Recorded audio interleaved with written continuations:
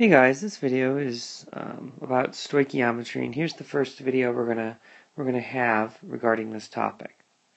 Let's say you have in your body glucose, C6H12O6, and your body can burn this if it needs energy. That's where the oxygen comes in. That's why you breathe oxygen gas. And when you react glucose with oxygen, the products are carbon dioxide and water and energy.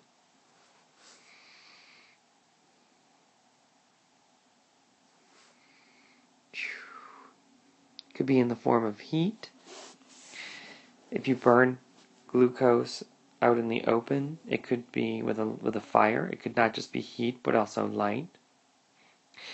If you're burning wood, in fact, you're burning glucose molecules linked together in long chains. You know that you get heat and light in that form of energy. In order to figure out different aspects of how much oxygen is needed per mole of glucose, etc., we have to actually balance the equation. And when I look at this equation, I see 6 moles of carbon on the left and 1 on the right. So I'm going to try and balance it first by putting a number 6 here. I'm going to leave oxygen last because oxygen starts in a couple places and goes into a couple places. You always want to leave those elements for last. The first ones you start with, like in this case I did with carbon, are elements that start in one place and go to one place. Look at the hydrogen on the left. There are 12 atoms of hydrogen on the left, and there are 6 on the right. Because 6 times 2 is 12, we're going to balance the hydrogens by putting a 6 there. Now I just keep my fingers crossed and I count up the O's and hope it balances pretty evenly and easily. So on the right I have 6 oxygens in water and 12 oxygens in carbon dioxide. 6 plus 12 is 18. 6 plus 12. Yep, 18. And so on the left I have 6 plus 2 is 8. So what do I need to do to get to 18? Well, if I put a 6 here, I have 6 times 2 oxygens, that's 12 oxygens, and then 12 plus 6 more there is 18. So 1 mole of glucose reacts with 6 moles of oxygen to produce 6 moles of carbon dioxide and 6 moles of water. If I want to answer the question, what if I don't have these exact amounts? How much of the other things are needed?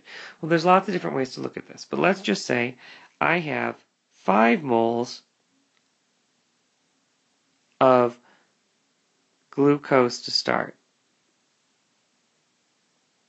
And I want to know how many moles of oxygen are needed to completely burn those 5 moles of glucose. I use the same process of before of canceling units following the diagonal rule, and I also put the moles of what I'm interested in converting to on top. So if this question was how many moles of oxygen are needed to burn 5 moles of glucose, I start with my amount, 5 moles of glucose, and then I use the diagonal rule. I put moles of glucose on the bottom of my conversion factor, and I have moles of oxygen on top because that's what I'm interested in finding out. And when I look at the balanced chemical equation, I see that there are 6 moles of oxygen for every 1 mole of glucose.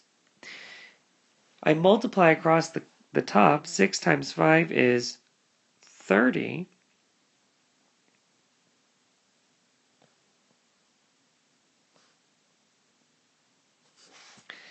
To give me 30 moles of O2.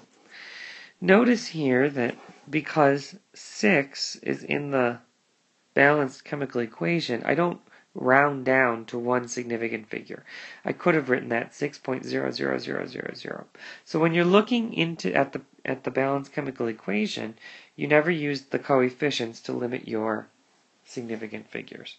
Because I had 3 here, I end up with 3 on the right as the answer. let's try the same problem but looking at it from a different angle. If I had 5 moles of glucose, how many moles of CO2 would be produced? Well, I use what I want to convert to on top, and what I want to cancel goes on the bottom. And now I fill in the mole ratio. 6 moles of CO2 are produced for every 1 mole of glucose used, using the balanced chemical equation. And in this case, I end up producing 30 moles of CO2 gas. Because the 6 in front of the CO2 is equal to the 6 right in front of the O2, I have the same answer because I started out with 5 moles in both cases.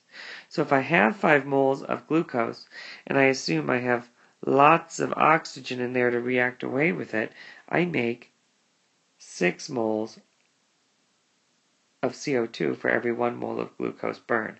So therefore 30 moles of CO2. Let's look at it from a different angle. If I have 15 moles of oxygen gas, how many moles of glucose are needed to react that completely away? Well, I put diagonally the moles that I want to cancel, and I put on top the moles that I'm interested in converting to. How many moles of glucose react 1 for every 6 moles of O2 used? Because the ratio in our balanced chemical equation is 1 to 6 of glucose to O2. And in this case, because 6 is on the bottom and 15 is on the top, I'm going to divide by 6 rather than multiply.